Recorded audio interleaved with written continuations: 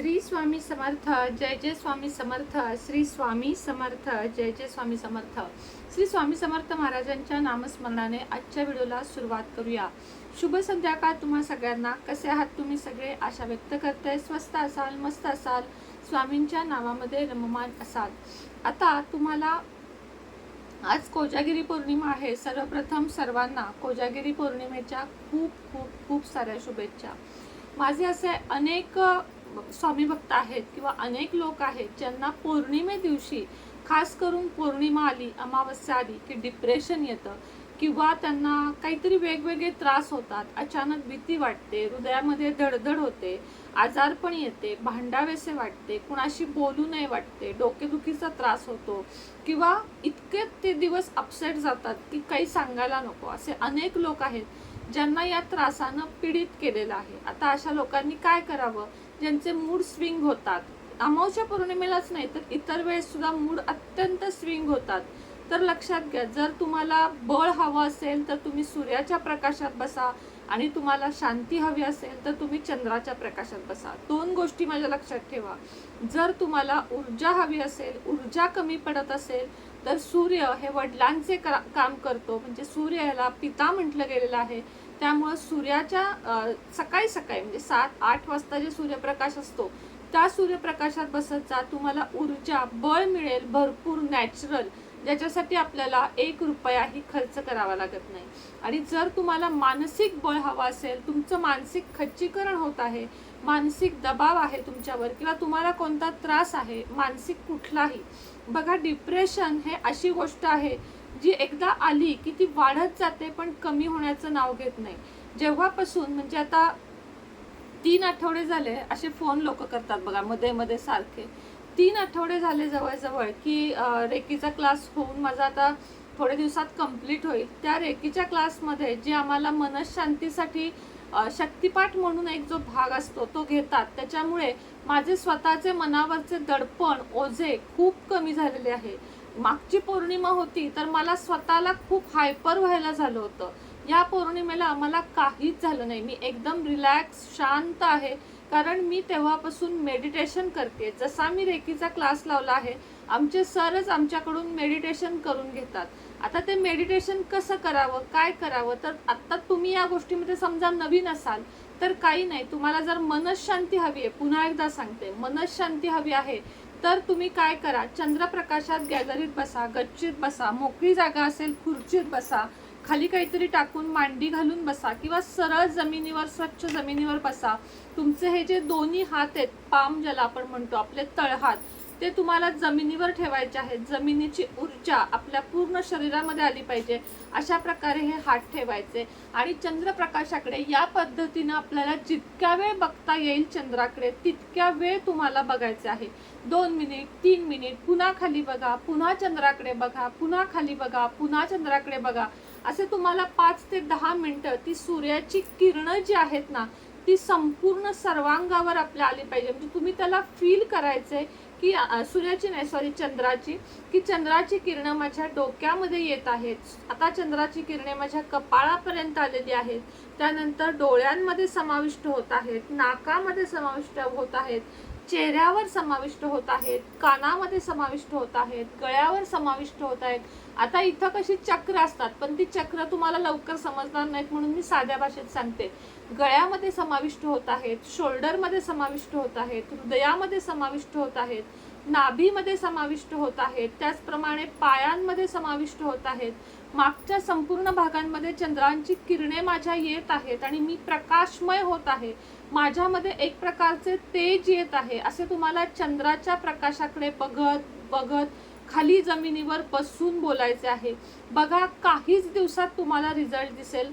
पौर्णिमेपासून रोज चंद्र, आणि पौर्णिमेचा, आजचा तर पौर्णिमेचा चंद्र चुकवूच नका, कारण आज तो खूप जास्त ऊर्जावान असतो आणि आजचा मोठा योग आहे. आज तो पूर्ण स्वतःच्या कलामध्ये असतो. त्यामुळे आजचा तर चंद्र चुकवू नका. ज्यांना ज्यांना मानसिक त्रास होतो, त्या मानसिक त्रासामधले प्रकार सांगते. कुणी बोललं की तुम्हाला लगेच हर्ट होता, तुम्ही कुणी बोललं की तुम्ही लगेच रडता, कुणी बोललं की तुम्ही लगेच भांडायला उठता. हे झाले मानसिक त्रास. माझ्यापासून तुमच्यापर्यंत सगळ्यांना हे त्रास आहे, त्याच्यात काही कुणी चुकलेलं नाही. माणूस आहे म्हटल्यावर ह्या सर्व प्रकारचे त्रास हे होणार. पण ह्याच्यासाठी आपण गप्प बसायचं का? नाही. गोळ्या औषधं घ्यायच्या का? हो, गरज असेल घ्यायच्या. जसा सर्दी आहे, जसा ताप आहे, जसा खोकला आहे, तसं आपलं मन आजारी पडलं तर मनावर औषधं घेणं ह्याच्यात काहीही चूक नाही. हे मी तुम्हाला स्वतःच्या अनुभवावरून सांगते की काही त्याच्यात गैर नाहीये. त्याला काय आपल्याला लगेच कोणी वेडं ठरवत नाहीये. जसे आपल्याला डोकं दुखल्यावर आपण गोळी घेतो, जसं आपल्याला कान दुखल्यावर आपण कानात औषध घालतो, डोळे दुखल्यावर आपण डोळे तपासायला जातो, तसंच आपलं मन आहे जे मानसोपचार तज्ज्ञ नीट करू शकतात. आणि त्यानंतर आहे ते चंद्र. चंद्र आपला जितका शांत असेल, तुम्ही रोज 1 चमचा दूध फक्त पाण्यामध्ये घाला आणि त्या पाण्याने आंघोळ करा, तुमचा चंद्रमा इतका शांत होईल. त्याचप्रमाणे चंद्राला आज तुम्हाला पाण्यामध्ये थोडंसं कच्चं दूध घालायचं आहे, थोडासा गूळ घालायचा आहे, थोडे तांदूळ, लाल फूल हे सगळं घालून तुम्हाला आज चंद्राला अर्घ्य द्यायचं आहे. चंद्राला आज अर्घ्य देत ओम चंद्र देवताय नमः किंवा श्री चंद्र देवताय नमः या मंत्राचा जप करायचा आहे. आणि चंद्राखाली खरंच सांगते, प्रकाशात बसा. आजचा दिवस म्हणजे पार्ट्या करणे नव्हे. खूप जणांचा चुकीचा अर्थ निघतो की कोजागिरी म्हणजे दूध केलं, पावभाजी केली, खाल्ली, झाली, संपली कोजागिरी. नाही, तर कोजागिरी दिवशी मेडिटेशन करायचे आहे. कोजागिरी दिवशी रात्री जागायचे आहे. कोजागिरी दिवशी तुम्हाला काल लक्ष्मी प्राप्तीच्या सेवा सांगितल्या आहेत त्या करायच्या आहेत. ज्यांना मानसिक त्रास आहे त्यांनी मी आत्ता सांगितलेली सेवा किंवा मेडिटेशन करून बघा. काय करायचं? डोळे मिटायचे, शांत डोळे मिटायचे. तुम्हाला कोणत्या व्यक्तीकडून त्रास होतो त्या व्यक्तीला डोळ्यासमोर आणायचं आणि ही व्यक्ती माझ्या आयुष्यातून जाऊ दे, जाऊ दे, जाऊ दे, गेली आहे, पूर्ण गेली आहे, याचा त्रास आता माझ्या आयुष्यातून कमी झाला आहे. XYZ कोणीही व्यक्ती असू दे तुमच्या आयुष्यात, त्याच्यापासून लांब व्हा. तुम्हाला एखाद्या गोष्ट तुम्हाला मिळत नाहीये, समजा तुमचं घर आहे किंवा तुम्हाला गाडी पाहिजे आहे, तुम्हाला काही गोष्ट हवी आहे, तुम्हाला ती मिळत नाहीये, तर तीही जाऊ दे, जाऊ दे, त्याशिवाय पण मी जगू शकते, अशी मनाची तयारी करा.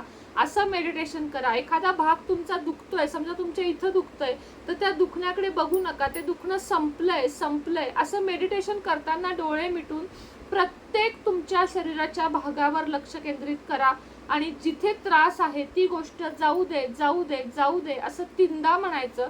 आणि या मुठी आहेत ना, जाऊ दे, जाऊ दे, जाऊ दे. आता मी हे शिकवलेलं तुम्हाला शिकवतेय की काय करायचं, की या विषयाला माझ्या आयुष्यातून जाऊ दे, जाऊ दे, जाऊ दे असं तुम्हाला करायचं. आत्ता तुम्हाला ऐकायला थोडं वेगळं वाटेल, करून बघाल. अक्षरशः डोळ्यातून घळाघळा पाणी येतं जेव्हा हे मेडिटेशन आपण करतो. कारण आपण प्रत्येक जण आतमध्ये गच्च दाबून भरलेलो असतो. आपल्या मनामध्ये अनेक यातना, अनेक दुःख, अनेक गोष्टी लपलेल्या असतात.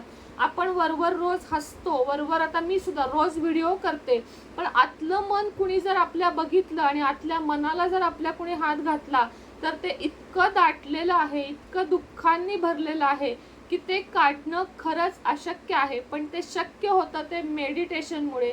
मेडिटेशन ही अशी गोष्ट आहे जी तुम्हाला आत्म्याशी कनेक्ट करते. मी सुनेत्रा आहे एवढंच आहे का? नाही, तर मी एक आत्मा आहे.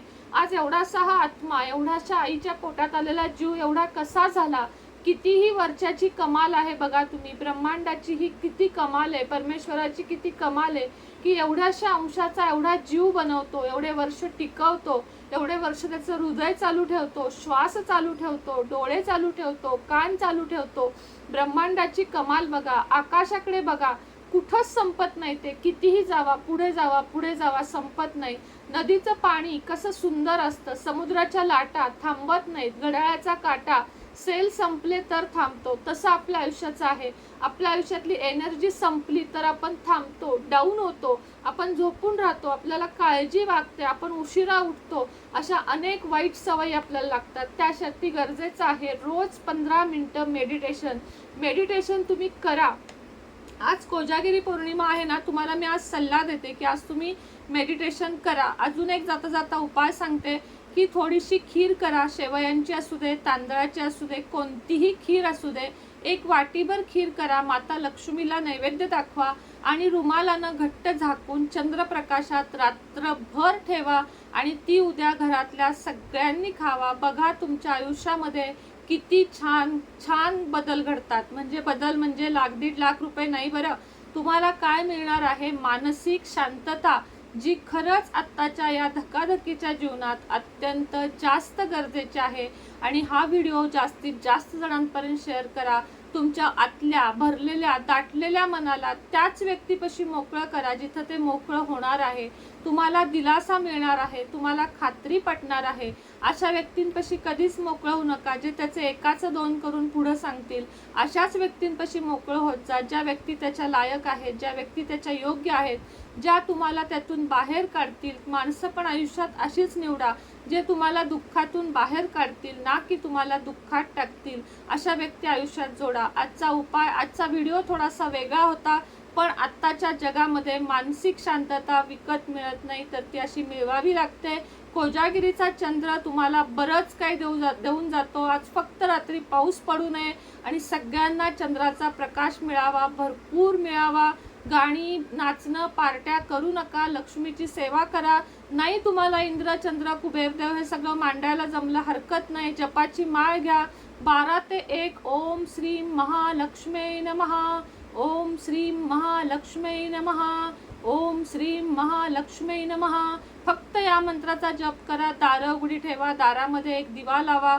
दार थोड्या वेळ उघडं ठेवा. दारामध्ये एक चौमुखी किंवा एकमुखी कसाही घराच्या आत तोंड करून दिवा लावा आणि मग बघा तुम्हाला किती छान फरक पडतो ते. श्री स्वामी समर्थ.